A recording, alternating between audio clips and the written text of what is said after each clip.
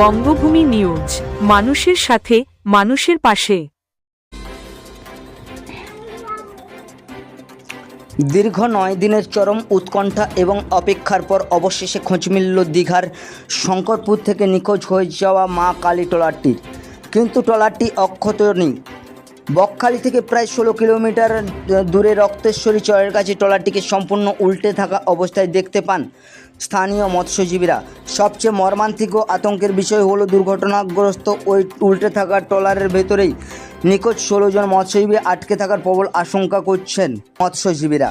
টানা কয়েকদিনের দুর্যোগপূর্ণ আবহাওয়া কাটার পর শনিবার সকালে কাকদ্বীপ, নামখানা ও ফ্রেজারগঞ্জ মৎস্য বন্দরের মৎস্যজীবীরা যখন বঙ্গোপসাগরে মাছ ধরতে গিয়েছিলেন, তখন রক্তেশ্বরী চরের কাছে একটি ট্রলারকে তারা উল্টে থাকতে দেখেন। কাছাকাছি গিয়ে নাম দেখেই তারা নিশ্চিত হন যে 9 দিন আগে নিখোঁজ হয়ে যাওয়া শঙ্করপুরের সেই মা কালী ট্রলার। উত্তাল ঢেউ এবং ওই চরের কম জল থাকার কারণে কোনো ট্রলার সেটির খুব কাছাকাছি যেতে পারেনি। এরপরেই মাঝ সমুদ্র থেকে ওয়্যারলেসের মাধ্যমে মৎস্যজীবী সংগঠনগুলির কাছে খবরটি পাঠানো হয়। ট্রলারটি রক্তেশ্বরী চরের কাছে সম্পূর্ণ উল্টে রয়েছে এবং মৎস্যজীবীদের পরিণতি নিয়ে চরম ধোঁয়াশা তৈরি হয়েছে। খবর পেয়ে ইতিমধ্যেই শঙ্করপুর থেকে ওই ট্রলারের মালিক নামখানা এসে পৌঁছেছেন। শনিবার ফ্রেজারগঞ্জে কাকদ্বীপ ফিশারম্যান ওয়েলফেয়ার অ্যাসোসিয়েশনের সম্পাদক বিজন মাইতি সহ অন্যান্য সংগঠন এবং ট্রলার মালিকদের মধ্যে একটি জরুরি বৈঠক হয়।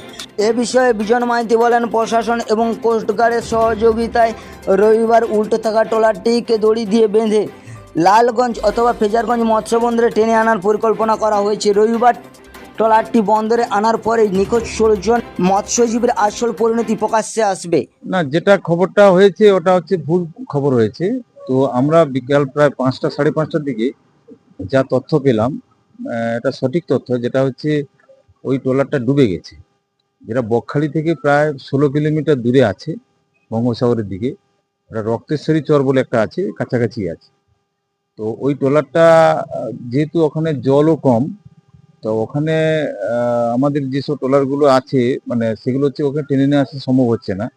তো আমাদের আজকে রাত্রে একটা প্রোগ্রাম হচ্ছে, আগামীকাল সকালে হয়তো ওই ট্রলারটাকে টেনে আনার একটা ব্যবস্থা করা হয়। ওটা আমরা যেটা নেয়ার হয়, যেটা হচ্ছে লালগঞ্জ হতে পারে বা ফ্রেজারগঞ্জ হতে পারে, যেটা খুব কাছাকাছি হবে আমরা সেই জায়গায় টেনে আনবো। ওখানে একটা খবর আছে যে ওই মানে সকাল থেকে সোশ্যাল মিডিয়ায় ঘুরে বেড়াচ্ছে, কোথাও একটা আশার আলো দেখছিল পরিবারের লোকজন, সেখানে কি মনে হয়? হ্যাঁ, সেটা আমরাও সোশ্যাল মিডিয়াতে দেখেছি যে ওই ট্রলারটাকে নাকি টেনে আনা হচ্ছে, সমস্ত ফিশারম্যানরা সুরক্ষিত আছে। তো এই খবরটা সঠিক নয়। আমরা আজকে সকাল থেকে বলতে গেলে ফ্রেজারগঞ্জেই আছি এবং ওয়্যারলেসে সব জায়গায় আমরা মানে খবরাখবর নিলাম, যারা সমুদ্রে যারা মাছ ধরছে যেসব ট্রলারগুলো আছে তাদের কাছ থেকে খবর নিলাম যে ট্রলারটা ডুবে গেছে। এটা আশার আলো, যদি তো বেঁচে ফিরে আসতো বা হতো, এটা তো নিশ্চয়ই পরিবারের কাছে খুব খুব ভালোই হতো, আনন্দ হতো। কিন্তু এখন সেটা নয়, ট্রলারটা ডুবে গেছে, এটা আমরা কনফার্ম হয়েছি। শঙ্করপুরের সংগঠন থেকে কি আপনাদের সঙ্গে কোনো যোগাযোগ? হ্যাঁ, শঙ্করপুরের সংগঠন থেকে যোগাযোগ করা হচ্ছে, দীঘা সংঘ প্রশাসনের দীঘা অ্যাসোসিয়েশনের সঙ্গেও যোগাযোগ হচ্ছে এবং রামনগর যিনি এমএলএ আছেন উনিও নিজে আমাকে ফোন করেছিলেন এবং সমস্ত আধিকারিকরাও আমাদের দক্ষিণ 24 পরগনা, পূর্ব মেদিনীপুর সমস্ত আধিকারিকরাও আমাদের সঙ্গে কথাও বলছেন।